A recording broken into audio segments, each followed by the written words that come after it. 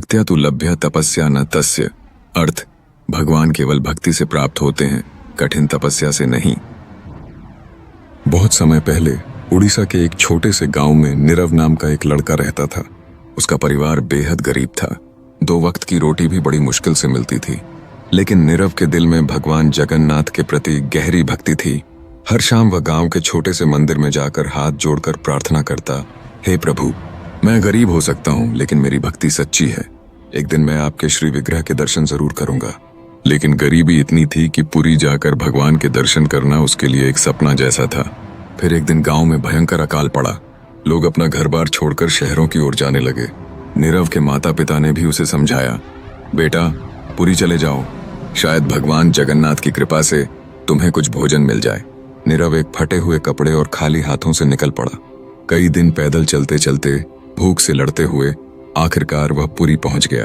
पुरी के श्री जगन्नाथ मंदिर के सामने उसने जीवन में पहली बार ऐसी भीड़, संगीत और भक्ति का सागर देखा। लेकिन उसका पेट खाली था, आंखों में भूख थी। थका हारा वह मंदिर की सीढ़ियों पर बैठकर भगवान से मन ही मन प्रार्थना करने लगा, हे प्रभु, मैं आपसे कुछ नहीं चाहता, बस थोड़ा सा प्रसाद, ताकि मैं भूख से मर न जाऊं। उसी समय एक अजीब सी तेजस्वी आभा वाला व्यक्ति सफेद धोती में उसके पास आया।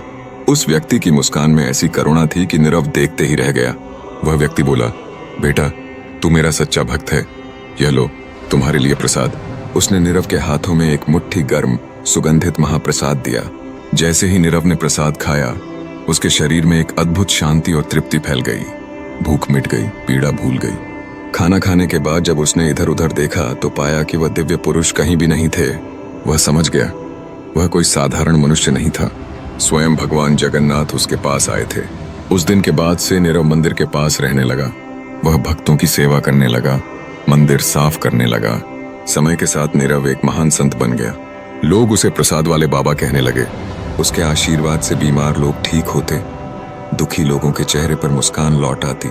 अपनी अंतिम सांसों तक नीरव सबको यही सिखाता रहा, अगर भक्ति सच्ची हो और विश्वास अडिग हो तो भगवान स्वयं अपने भक्त के पास आ जाते हैं। मैंने इसे अपने जीवन में अनुभव किया है। इस तरह एक गरीब बच्चे का जीवन केवल एक मुट्ठी प्रसाद और अपार भक्ति से धन्य हो गया। सच्ची भक्ति और विश्वास से भगवान स्वयं अपने भक्तों के जीवन में चमत्कार करते हैं। धन वैभव नहीं, निर्मल हृदय चाहिए। जय जगन्नाथ, जय पुरी धाम।